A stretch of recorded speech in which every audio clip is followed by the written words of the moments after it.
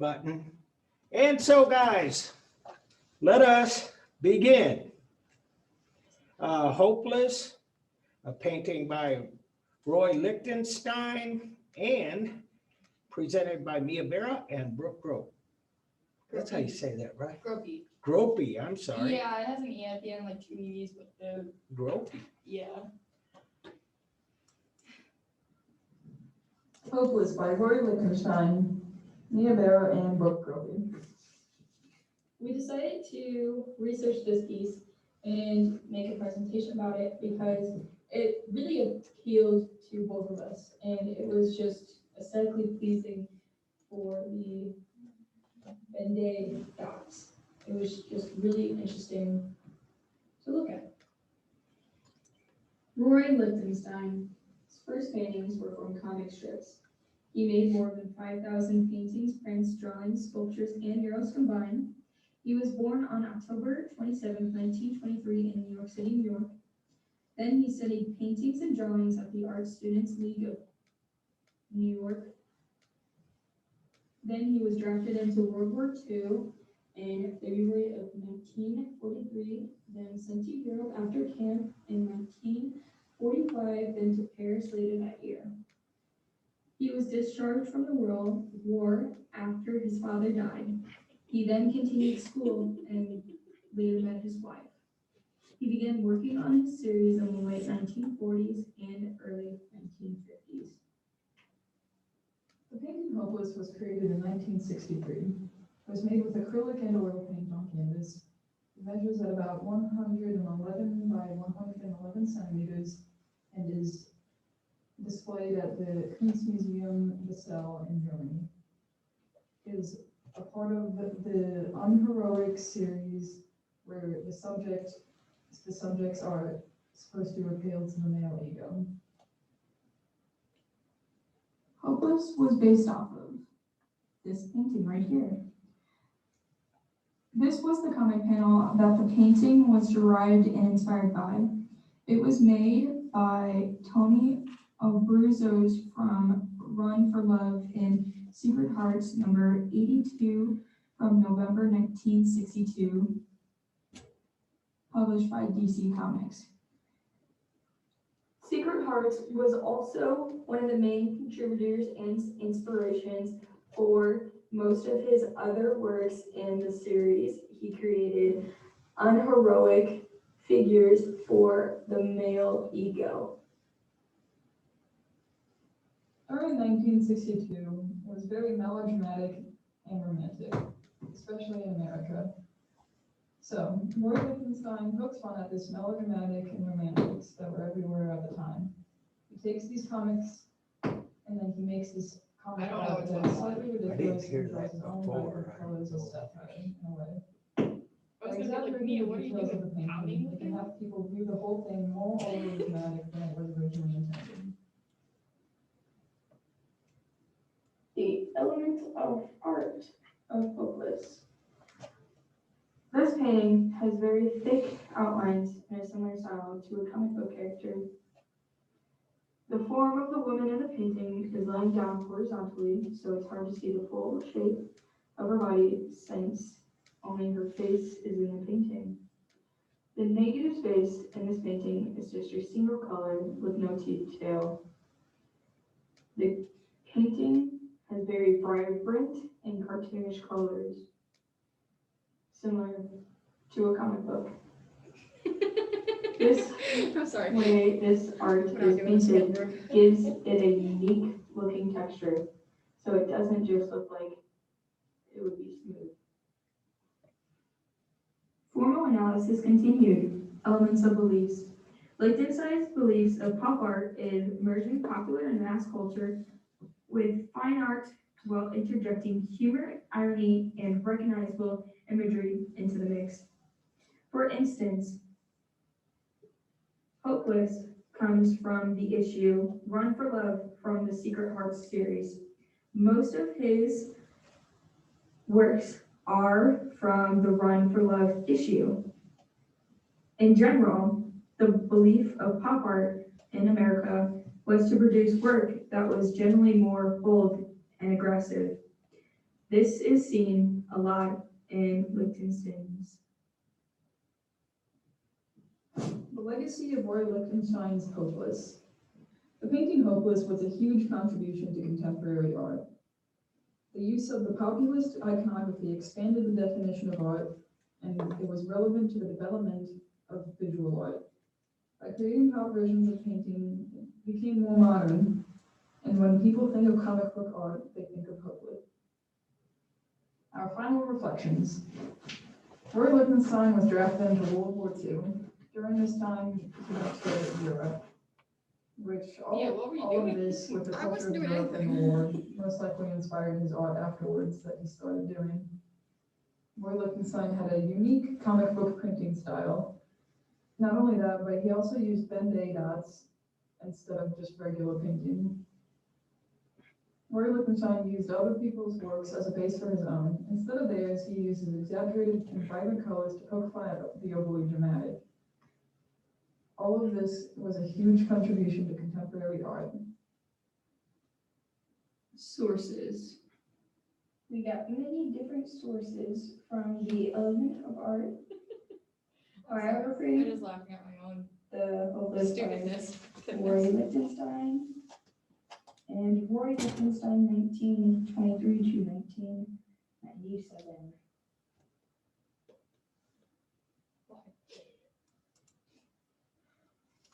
And so,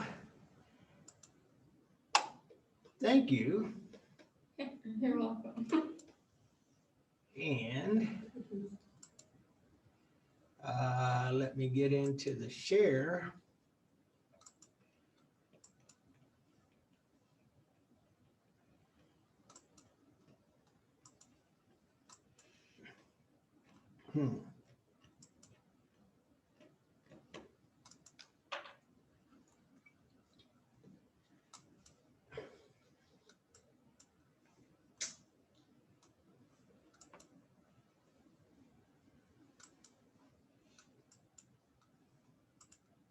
Okay, it was giving me a false share, but any questions, any comments? Brooke and Mia are here in class, so, you know. That's why you heard laughing in the background. uh Oh, geez. Well, I have a couple of questions, and I think that, and comments. I wanted to kind of point out a couple of things. One is that, do you guys remember when I was showing you pop art and I showed you Richard Hamilton's Just What Is It About Today's Home that makes it so appealing, so attractive, so appealing? The one with the muscle guy with the Tootsie Pop and the vacuum cleaner and all of that pop culture stuff in a collage.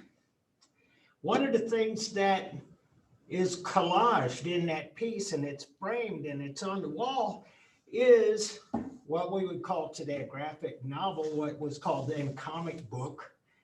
And it says modern romance.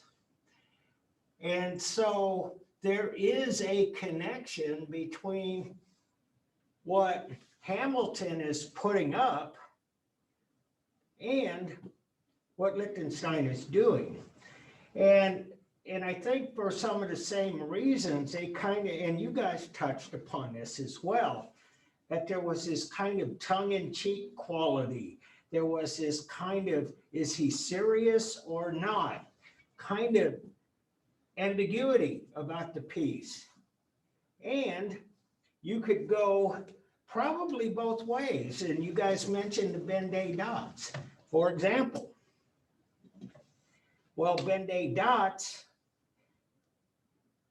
in a real practical sort of way, come right out of post-impressionism and the work of Georges Seurat, which we've seen a presentation on.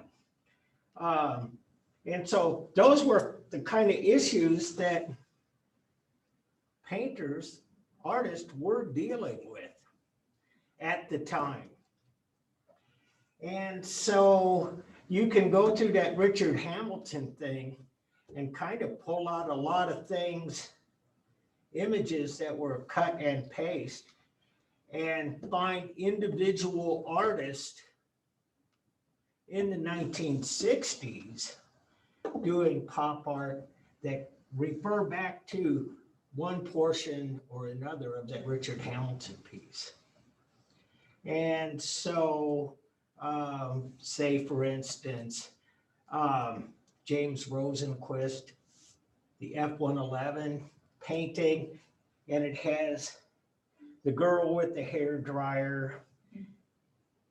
You got in the Hamilton, the woman with the vacuum cleaner, these modern appliances that essentially, well, vacuum cleaners have been around for a while, but things like hair dryers, that was like post-war everything. So anyway, and you mentioned that he is an influence on a lot of contemporary artists. And a lot of the issues and a lot of the ideas and a lot of the subject matter that Roy Lichtenstein dealt with has become, in a lot of ways, the issues, the subject matter, and the concerns of a lot of postmodern artists. And so you can take pop art as a group and take a look at things like Jeff Koons, which is right there in popular culture. I met a critic one time who had described that as areas of operation. It was kind of a military term, but he kind of talked about how artists find some issue, some images, some parts of the culture, and just kind of focus in on that. And that becomes their area of operation. And somebody else may come along, may intersect, may be like that. But the statement is true. Lichtenstein really has influenced a lot of artists. Any questions from you guys at the other end of this Zoom? All right. Well, I'm getting to the next one. Grace, Olivia, and Amanda, The Persistence of Memory by Salvador Dali, painted in 1931. And hopefully this works. Hi, our presentation is on the persistence of memory.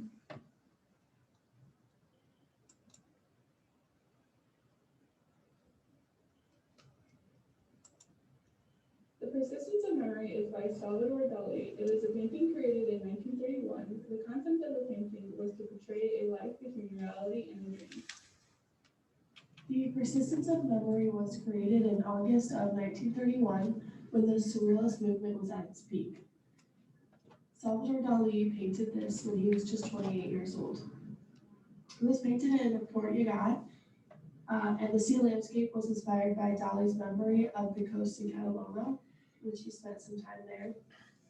It is currently located in the Museum of Modern Art in New York, New York.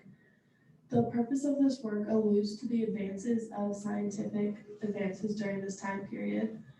And the Melted Watch may refer to Einstein's theory of relativity, but no one is 100% sure what exactly Dali was illustrating with the clocks. Dali's message is supposedly that our subliminal unconscious mind is present in what we do in our daily lives and has more power over us than man-made objects of the conscious world. The artist himself explains materialization of the flexibility of time and indivisibility of time and space. Time is not rigid, it is one with space, fluid. And now a formal analysis of Salvador Dali's persistence of memory. The persistence of memory includes basic elements of art, including different lines, values, shapes, form, colors, and texture. Most of the painting contains lines that are relatively thin and similar in width, with the exception of mountains and the eyelashes of the white figure. Everything is very detailed, including the very last ant on the bronze watch. The use of line also helps to improve the realistic look of the reflection of the mountains in the water. You can't really distinguish his lines from the shading. The values and shading in this painting are very drawn out and detailed. The shadows really make this piece work. Thick values highlight details and color, giving a three-dimensional illusion to this piece. The values on the tree are used to imply bark. The melting clocks have a lot of shading and use color to shade and give a shiny effect. The melting one uses a great deal of color on the face, while the watch with the ants draws attention to the insects covering it. The ground is solid brown with vivid black shadows overpowering the landscape. This stresses the amount of sunlight that is shown in the landscape. The mountains use a combination of light and darkness mixed with color rather than only black to create this style. The ants are all black and have very little shading, while the fly on the other watch only has a blue shadow of a human figure. The white figure has shading throughout its entire body. There is heavy shading on his head, nose, eyelashes, and where the body touches the ground.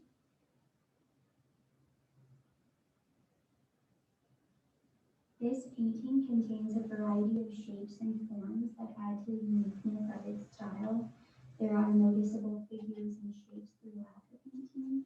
The blue platform in the far corner is a solid three-dimensional rectangle, as is the large brown cube in front of it. The way the clocks are moving has a sense of movement and flimsiness. The mountains are recognizable shapes, as well as the body of water surrounding them.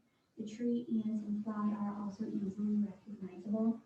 The white figure is strange and missing parts in anatomical structures. In the same way, it contains human qualities like the eyelashes and nose, but lacks a solid form.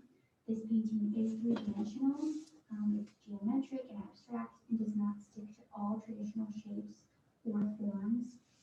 The color scheme and shading work brings the painting to life. The colors are saturated and dark. Dali uses shadow and color together to create a different experience.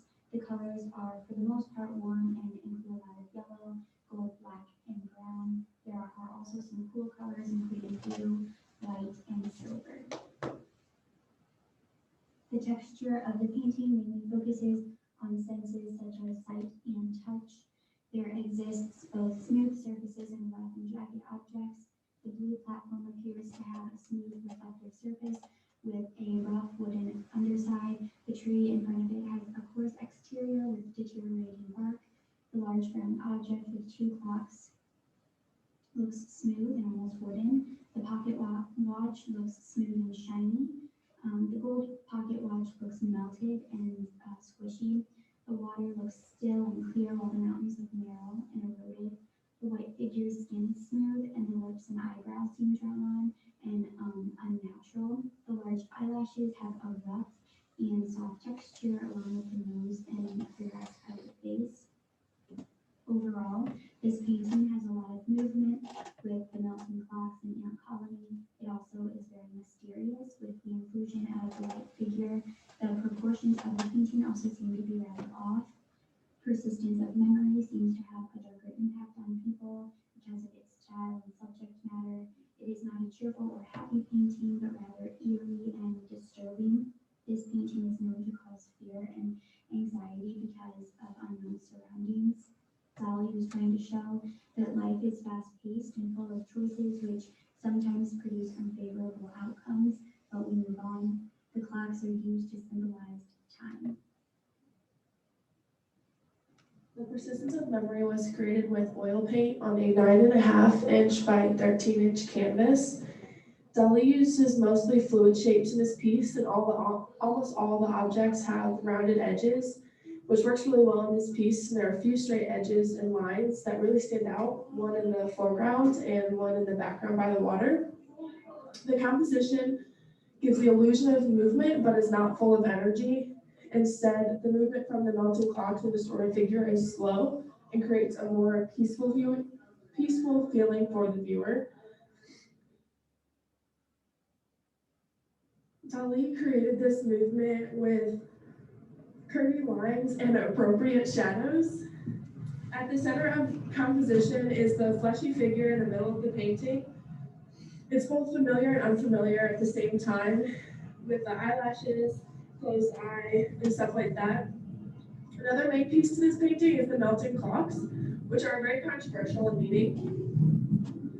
The artist draws your attention to the fleshy figure in the middle by putting it at the center and making it unclear what the object actually is, makes the viewer think and try to figure out what it is. He draws attention to the melting clocks by putting them all over. One's in the foreground, one's in the background, and there's also one over the figure in the middle of the painting.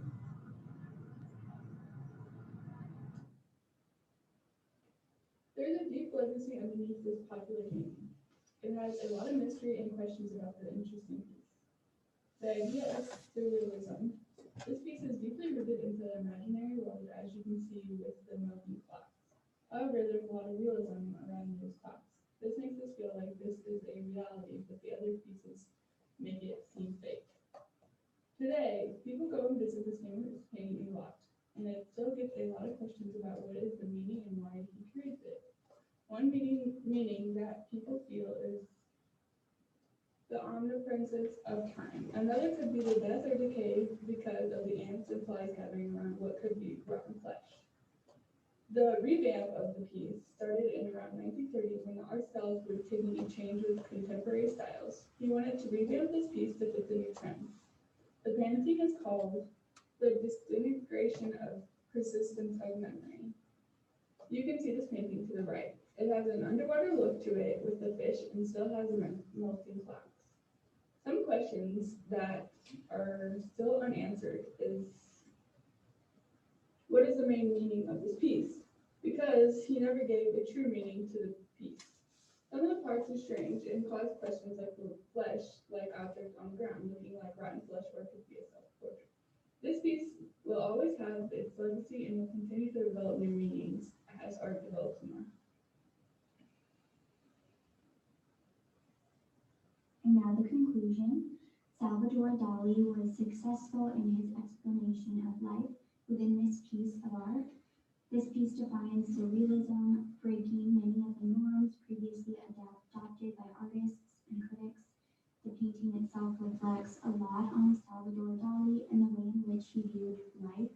His artistic style is incredible, and his dreamlike images are mind-blowing. His use of colors and lighting creates a three-dimensional experience that was never seen before. The lifelike qualities and absurd creatures that inhabit the piece make it so good because this separates it from the rest. It has even been noted that the white figure seen in the painting is a self-portrait of Dali. The clocks themselves make the persistence of memory an iconic piece and an important part of modern art.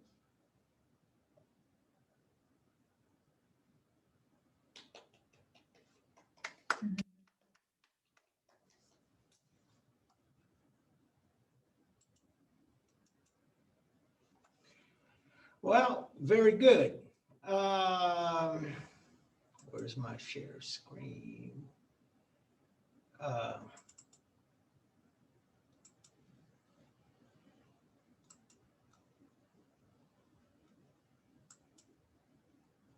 Okay, well, questions, comments?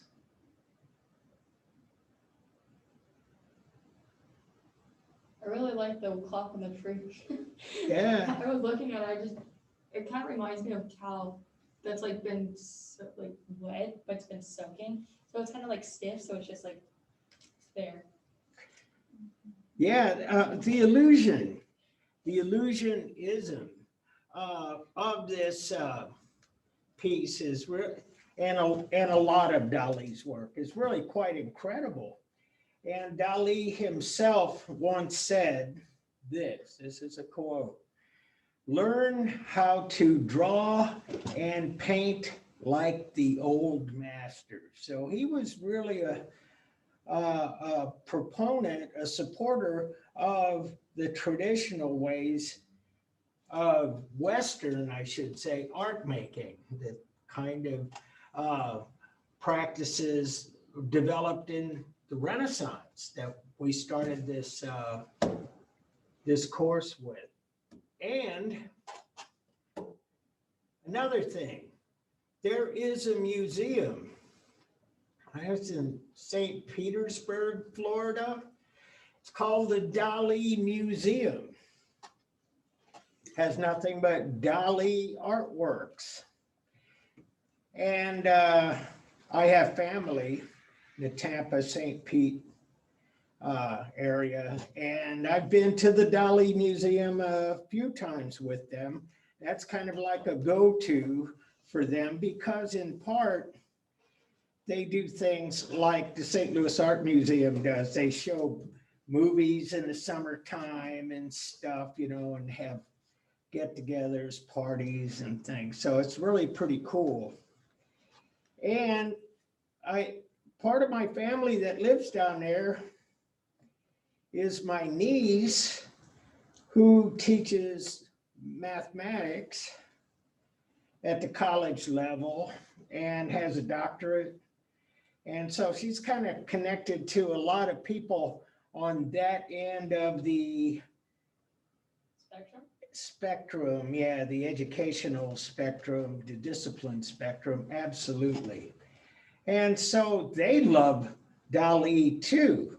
And in part, because some of the issues that were raised in your presentation here, the idea of time being fluid, that it is not fixed.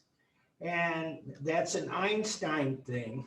There's so many images in Dali's work, his body of work, that points to theoretical mathematics and theoretical physics as well, not just the space-time thing, but there are all kinds of images which suggest some of these theories, string theory, etc., Stephen Hawking kind of stuff. So anyway, if you get down to Florida, you should go to the Dali Museum. It's really pretty cool.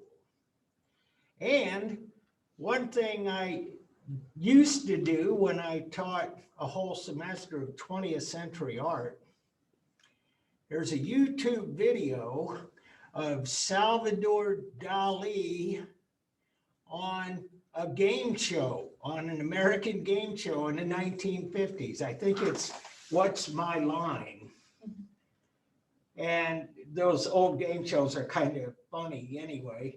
They'd have a panel of 4, quote, celebrity contestants, and then they'd have a subject come in and they'd try to guess what the subject's occupation was by asking certain questions. And with Dali, with the famous handlebar mustache and stuff, the panelists are blindfolded because they would easily recognize him. But anyway, he was quite a celebrity in his time.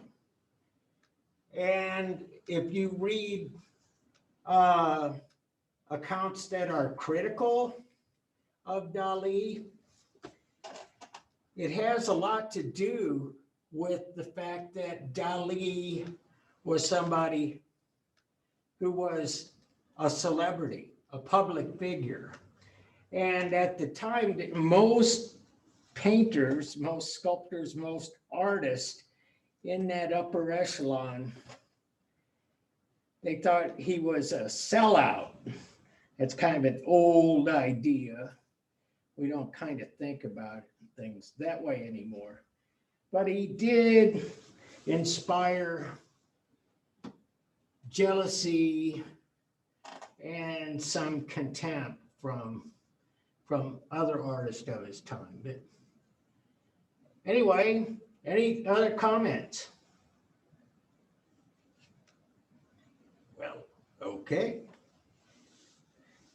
Well, the last time we were here, I showed you some art from South Asia, primarily India.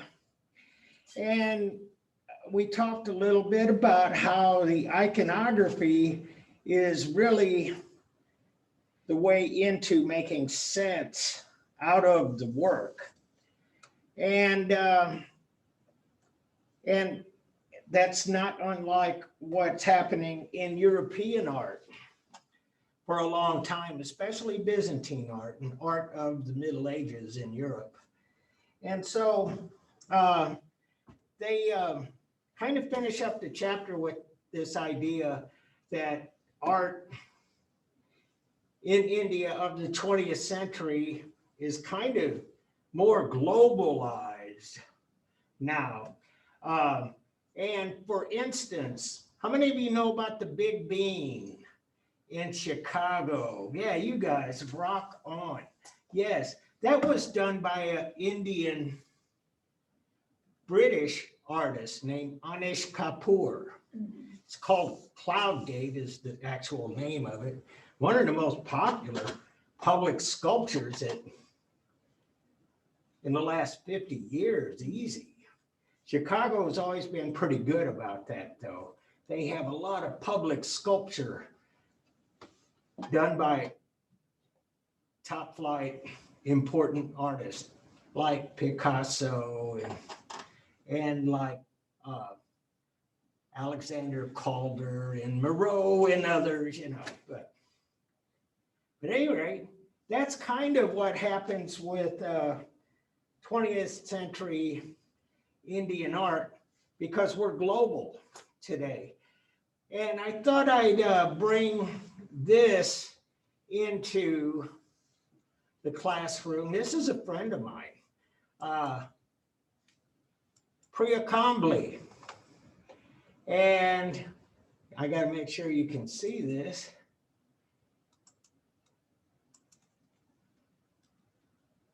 And so, yeah, she's actually was a colleague of mine in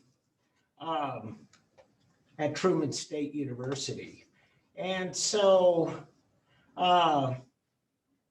this is her. This is some of her work. And these are some of the galleries she's represented in. And if you can take a look at some of this. This is a show she had at Duke University. Describes a journey as leaving her feel disconnected in colorful. Anyway, my self-portrait is constant with that links my past with my present.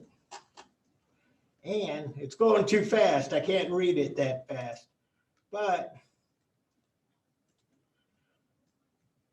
interweaving family photographs and sort of making images. And so they became a way of sort of bringing self-portraiture in and kind of thinking about my own identity. That's her talking, by the way. And so, yeah, she came to the US at a young age and that was educated in the United States. And so her heritage goes back a half a world away. And she tries to reconcile life that is in many respects the old way of life with life in the United States. And so anyway, this is on the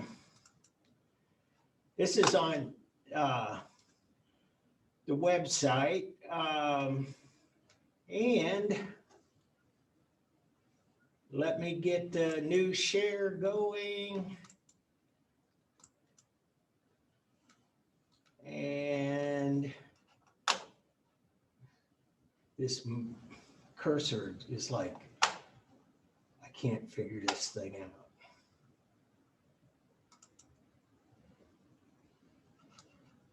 Anyway. There it is. Slideshow from current slide. Don't get it. Can you still see it?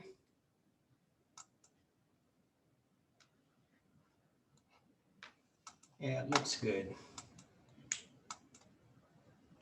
And so I did want to show you, this is the kind of work she does. And these are photographs of her family, the women in her family. And this is her daughter, by the way, and has pictures over her eyes of her ancestors. And so that's kind of in keeping with everything else we've seen. And artists from around the world are all kind of working in this global arena. And there was one thing that I couldn't find a good definition for in the chapter on Indian art. And I want to see if I can get this for you. And let me get the new share. And that share, there we go. In Hinduism, deities are often depicted with multiple arms. These many arms become visible when they are battling with cosmic forces. And I talked a little bit about some of the iconography, but one of the most distinguishing features of Hindu gods is that frequently they have multiple arms and sometimes multiple heads. And so the pictorial representation of Hindu gods having multiple arms in human form is the artist's attempt to express the supreme powers of the gods. It shows their immense strength and power to perform numerous acts at a single time. And so here's Hindu art. And you see all of these different heads, and it just shows the power of this Hindu, and in this case, a Hindu goddess. And so Vishnu depicted right here and doing all different kinds of things, fighting with a sword, got the snake, got the spear, got a scepter, a shield, etc., etc. And so that is one of the things that I think was left out of the chapter. And so the elephant appears often as a symbol. I believe it is of Vishnu. Lord Shiva, Lord Brahma, kind of a peace versus war kind of gods, etc.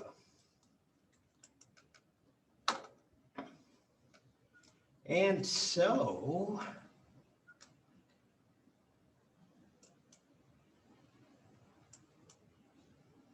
with that, let's talk about China and Korea for a little bit. And what we have here is the same kind of situation that we have in India.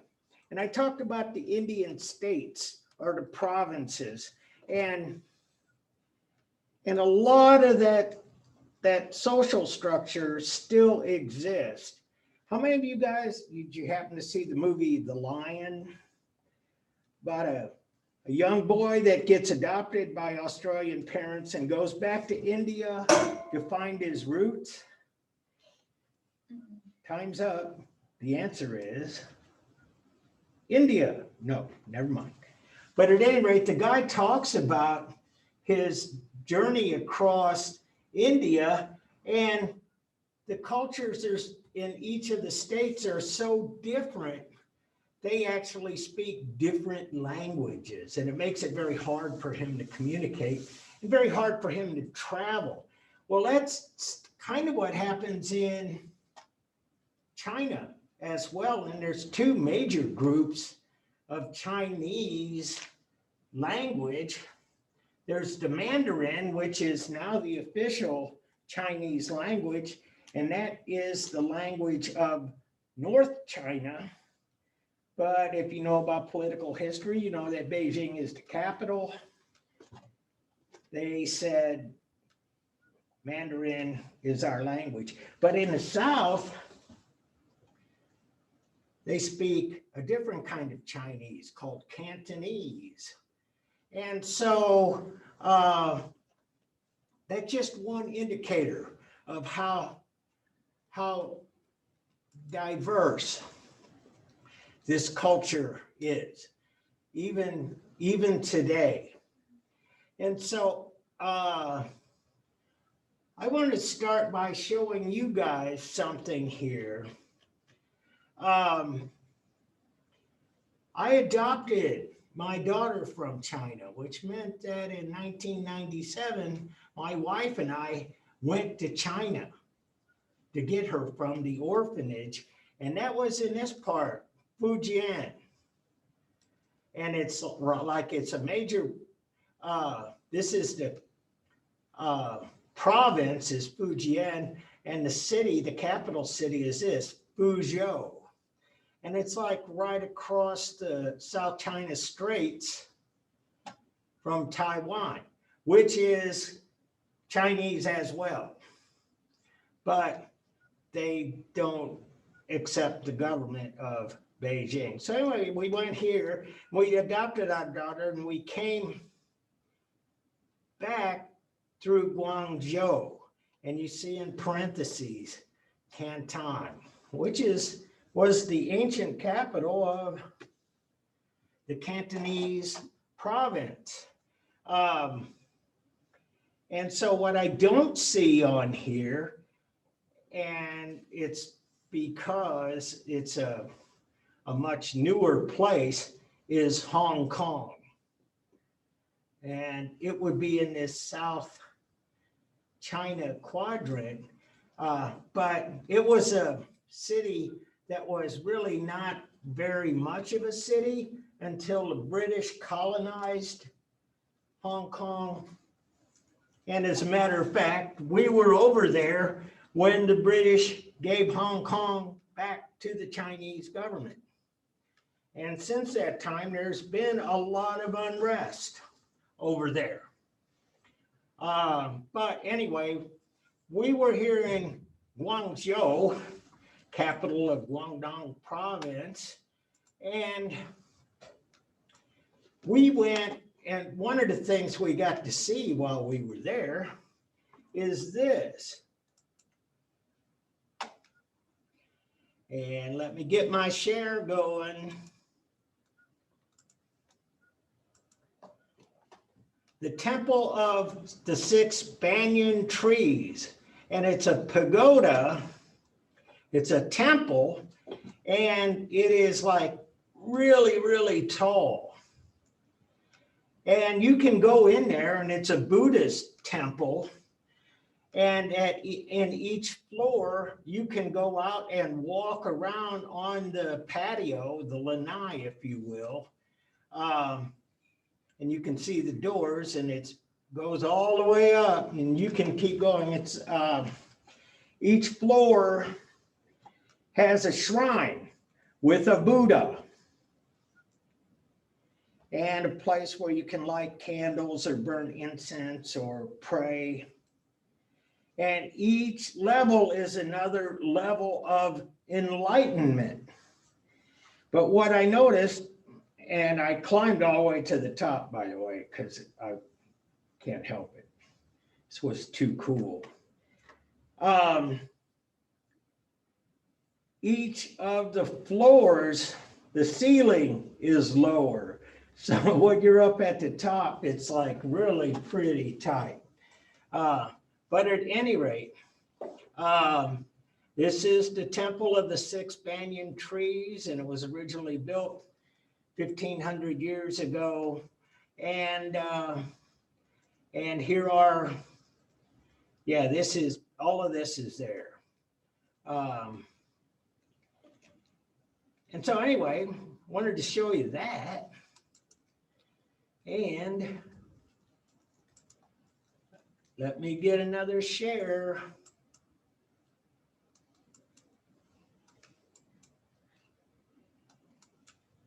And I'm checking it.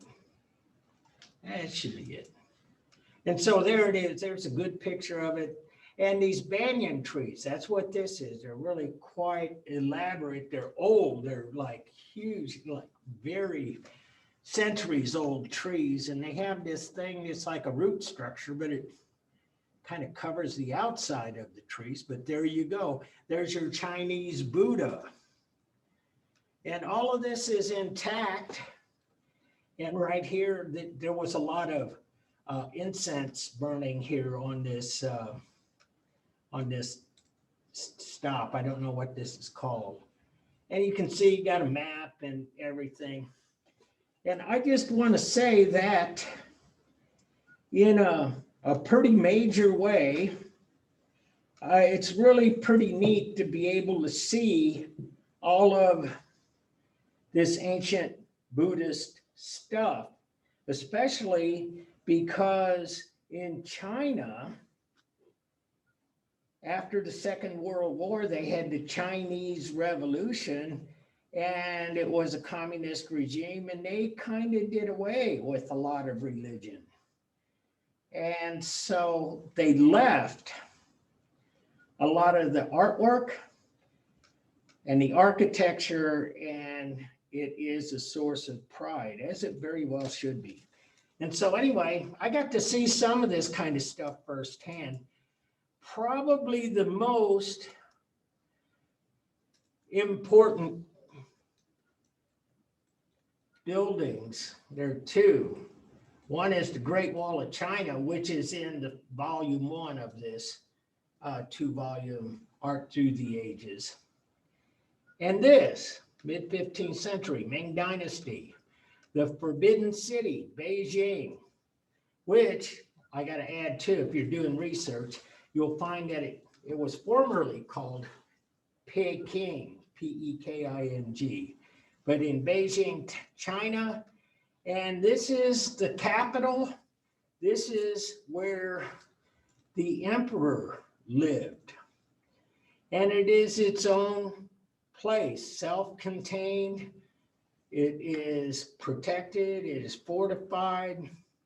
And if you want to see something really pretty cool about this, and you like Hollywood movies, I would suggest seeing The Last Emperor. Hey, Brooke, have you seen that? No. Oh, you were My shaking. dad probably has, but I was like, yeah. Oh, sounds man. familiar. What it is about Henry Puyi, the guy, the little boy who was the last emperor of China. And he was on the throne in the early 20th century, like 1910. And then a bunch of things happened that threw him out. Revolution, disassembled the monarchy, but he was still around. He was still the emperor. And the Japanese invaded in World War II. And his life goes all the way through the Maoist era of the 1960s, where they had the Great Leap Forward. But at any rate, beautiful. The story is very interesting, and it's a really good look at what this is and what life was like then. And this is the southern entrance to the Forbidden City, and it's called the Noon Gate. And you see up here, a portrait of Mao Zedong, the communist leader that led the 1949 revolution and established the government that still exists in China today. And so, the other slide, this slide, been talking about one of the things that you should look for when you see art from a culture is to consider the source of power and wealth. And sometimes that's religious, sometimes that's political, sometimes that's military. But you can see almost immediately what the most important aspects of the culture were. And for a lot of human history, religion is a big part of human cultures around the world, across the board. But you take a look at Roman art, for example, and a lot of the bust, the statues of the face and shoulders of Romans were emperors and generals and things, because Rome was a military culture. And you see their most famous architecture, places like the Colosseum. It's a military thing. It's about entertainment. It's about warriors, the Gladiator movie, boom, you know. So anyway, this is the main entrance to be used only by the emperor. And this place, as I showed you just a moment ago, buildings all over the place. And I believe this one's over here, which is the Hall of Supreme Harmony, looking north. And you can see, look at the people here. This is one of the major worldwide attractions, tourist attractions. You go to Beijing and you're not far from the Great Wall. You can see thousands of years of Chinese history. And like I say, to their credit, they have preserved this. That's not always the case. In the Middle East, we have groups of people destroying ancient buildings, ancient artwork, and so on, which is a shame. Protecting our human heritage, to me, is important. And it's important, I think, for most of us, that we ask you to study this sort of thing in school, and sometimes in K through 12, and definitely when you go to college. And so here's the throne room in the Hall of Supreme Harmony. And one of the things about this is Emperor Henry Puyi is a little boy, and he's sitting on this throne, and he finds a cricket, which in Chinese culture is a kind of a sign of good luck. Anyway, it's a real cute scene, historically, culturally accurate, spot on. That may have been the movie of the year. And before we go, I just want to show you a little bit about their drawing and painting. And this remains the style in one form or another. It evolves over the centuries, but it is the typical Chinese art. And right here, those are stamps. Actually, I have one of these. I bought it when I was there, and it has my name, and I can put my name. I got the red powdery ink that, anyway. I'm going on. I love China. No, I forgot what they're called. I heard about them. It's Yeah. like it's kind of like your family stamp or something like that. Yes, it You is, stamp it yeah. Instead of just like. And you writing pass it something. down to your children. Yeah. Exactly. And so what we have here are the stamps. We got this and this. And one of the art forms in China, traditional art forms, is calligraphy. And artists study years and years and decades on how to appropriately do calligraphy. I have a friend that did teach, I think he's still there, Lampo Liang. He is at Mizzou, and he's from China. And during his early training, he practiced calligraphy. Now he's an abstract artist, and he's like a lot of these people I'm telling you about. It's global now, and everybody's kind of in the arena. We don't see quite as much this nationalized or even regionalized art. It is truly global, but at any rate, the calligraphy is part of the artwork, and this kind of piece was pretty much sponsored. As I was saying, you can tell who had power and influence: the literati, the literate people who were doing well in society. And they linked all of these images to the calligraphy, which oftentimes was a poem or a page from a manuscript. And so we have goat and sheep, and the Yuan dynasty. It's 6 o'clock. Hey, I just wanted to say that because as I was putting this together, I was thinking about this, and this was actually one of the discussion questions. So I left it in here. What are examples of how Chinese literature and art are interconnected? Can you think of examples from other cultures that also bring art and the word so closely in alignment? So think about that. I would point you in this direction.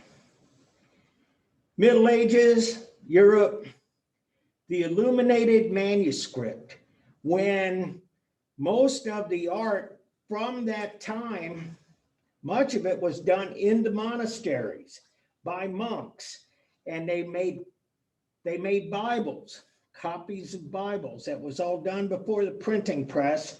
And so doing calligraphy and doing images, which is the illuminated part. Illuminated can mean illustrated. They could do that. And so the pictures and the words of the Bible were interconnected. They supported each other. They weren't two opposite things, as they say. They were on the same page, just say it. Bottom line is that in Islamic art, you see verses of the Quran and all of this beautiful Arabic calligraphy all over the walls and used in, it's almost in a kind of a decorative way, all over their architecture in the interior spaces on the outside, interplays with the design and patterning. And so there are actually many examples of the spoken, or excuse me, the written word and the visual communication, if you will, working together. And so I'm going to run this up, and that's really what you kind of need to know about all of these things. One of the things that they do, and you can tell by what they paint, is that most of these artists are in harmony with nature. And so you see a lot of landscapes, you see a lot of animals, you see, in this case, stalks of bamboo by a rock. And there's the poem. And what this refers to is strong men. Men that are strong and like a stalk of bamboo, they will not break. They will bend, but they won't break. Breaking bamboo is actually pretty hard. And the idea of this being a rock, solid, in place. This is a poem about being a true gentleman and what qualities a true Chinese gentleman should have. And so I'm going to leave it there. Still looking for a few of the papers. I think I had 10, need a couple of more. I really have a lot to say about them because I read through them today. But I'm going to save that for Monday. And so I really appreciate your group presentations. They were fun. I hope you had fun doing them. And so if you have any questions for me, hurry up because I'm about ready to end the show.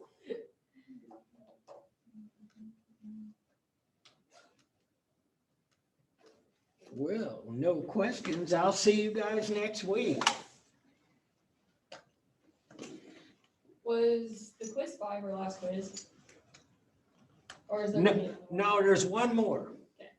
That's what I thought. Yep. Yeah, and I got to think of what to ask you guys. What is the meaning of life? No, please no. I don't want to do that class. I had a teacher last semester. He was like that. He always asked questions like that, and it just no. Unanswerable questions. Yes. Yeah. I don't He was understand like, what is this? I don't understand what's so stressful about that question. There's literally no wrong answer to No, that question. That's for him, true. Yes. For him, yes. He was like, what's the sound of your hand slapping against the sky or touching? Yeah, What is the slapping. sound of one hand clapping? Exactly. Yeah. But it's slapping against the sky, so it's like impossible. And I'm like, Yeah. what do you mean? Or what is the color of